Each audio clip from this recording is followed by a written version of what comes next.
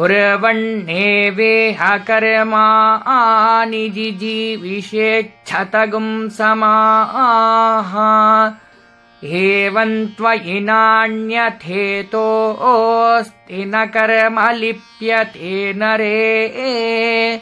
మంత్రం యొక్క అర్థాన్ని తెలుసుకుందాము. సన్మార్గములో పయనిస్తూ సంపూర్ణ ఆయుష్ని కోరుకొనుము. లౌకిక వ్యవహారాల నుండి నిర్లిప్తతను పొందుట కొరకు ఆధ్యాత్మిక మార్గమును అభ్యాసము చేయవలను. అంటే అన్నిటి యందు అనురాగమును పెంచుకొనుట అనునది ఇంద్రియ గోచరమగు ఈ జగత్తులో కేవలము ఇంద్రియ సంబంధ సుఖములనే కలిగించు.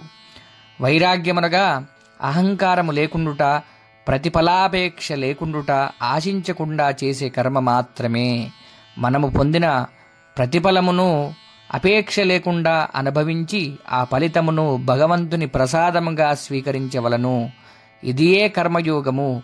కర్మయోగమనగా కర్మయందు సంపూర్ణ ఆసక్తితో అది భగవంతుని నిర్దేశమనే భావనలో చేయవలనే కానీ మరొక్కటిగా లేదు. ఇట్టి కర్మ మాత్రమే జ్ఞాన సముపార్జనకు సహాయపడుతుందని ఈ మంత్రం యొక్క అర్థము.